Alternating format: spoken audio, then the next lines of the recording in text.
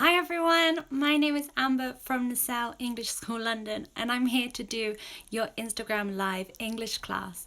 Sorry if you joined me about 2 minutes ago, I was having some Wi-Fi problems, but hopefully everything is fixed and this lesson will work perfectly now.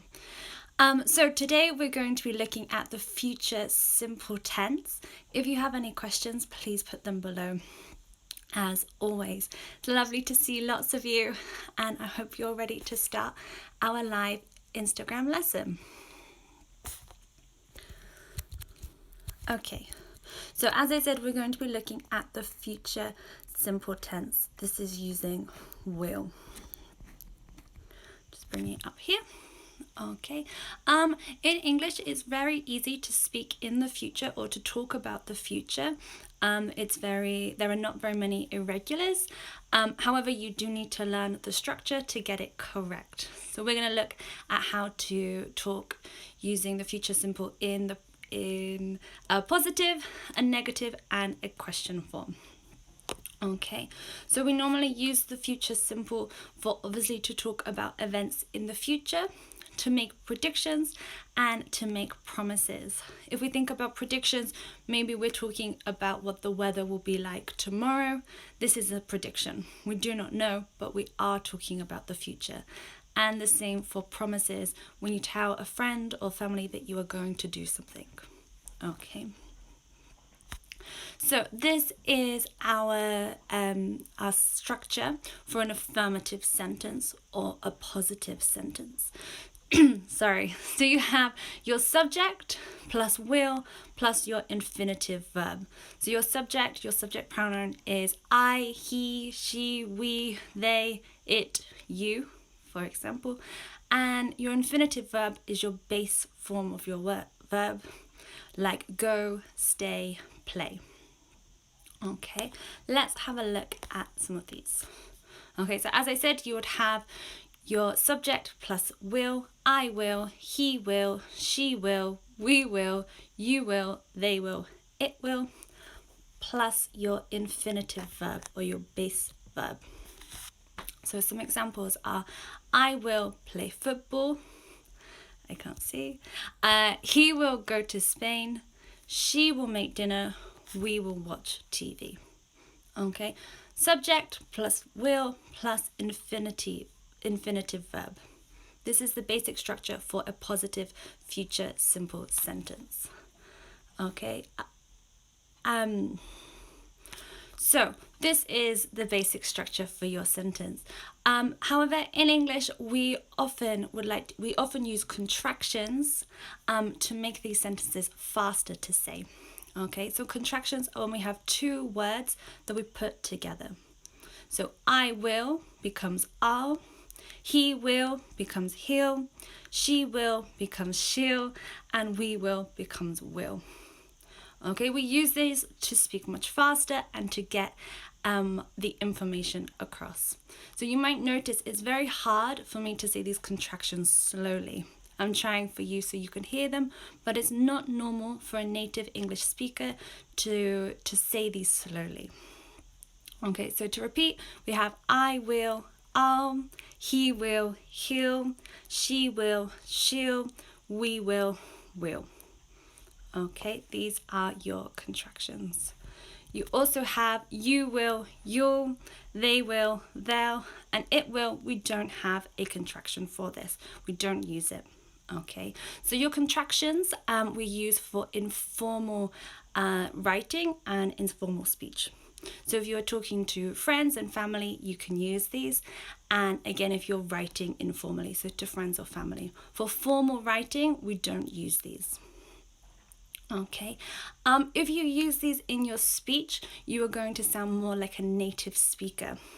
But the biggest problem students have normally is to hear these. Native speakers use these all the time when they are talking, and it's something that students can find a little bit difficult.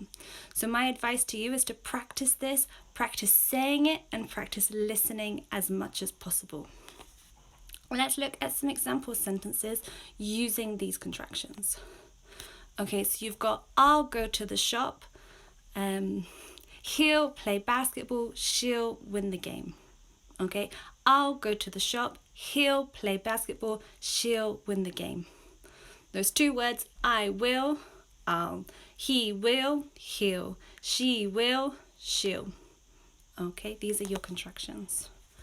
We also have we'll have dinner, you'll have a baby boy, they'll get married. We will, you will, you'll, they will, they'll get married. Okay, these are your contractions. If you use them, it's going to make you sound like a native speaker. Okay, and that is your positive future simple sentences. Super easy. We're now going to have a look at a negative future simple sentence. And this is your structure. Okay, you're going to have subject plus will not plus that infinitive verb. Okay, subject plus will not plus infinitive verb. Let's have a look at some examples. So now we have, I will not go to the party. She will not get the job. He will not buy a car. Okay, will not, will not, will not. These are your negative sentences. Okay, in a negative form, we still have contractions, but they are not the same. Okay, we have one main contraction we use in a negative sentence. Will not becomes won't. This is the only one you need to remember for a negative sentence. Will not becomes won't. Okay, listen to me when I say this. Won't. I still have the T sound. Lots of students, when they say this, don't pronounce it. Okay, it's important to say. Will not becomes won't.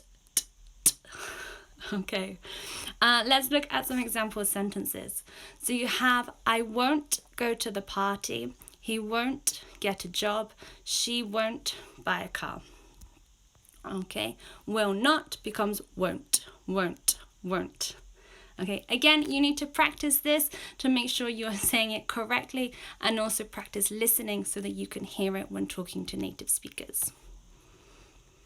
Okay, so that is your negative form, and your positive form we have looked at. The last thing we're going to look at is a question form. Okay, so your question form is as follows. You have will plus subject plus your infinitive verb. Will plus subject plus your infinitive verb. Okay, let's have a look at some examples. The first one we have is, will she buy a new car? Will you cook pizza? Will they get married? Okay, these are all questions looking into the future, using your future form. Okay, will she buy a new car? Will you cook pizza? Will they get married? You have will plus subject, you have will plus subject plus infinitive verb. Okay. Okay, we're going to do a listening quiz for you now. As I said, it's very hard sometimes to hear these when a native speaker is talking, so we're going to practice. You have two sentences on your screen, A or B. I'm going to say one of these, and I want you to tell me if it's A or B. Okay, I'll repeat it 2 times for you. So the first one, he'll go to the pub. He'll go to the pub. Is it A or B? A or B? Okay, the next one, you have 3 options, A, B, or C. Which one am I saying? I'll do my homework. I'll do my homework. Is it A, B, or C? Okay, the next one, just 2 options, A or B. A or B, you have the options there, and they will. The sentence is, they will visit their family. They will visit their family.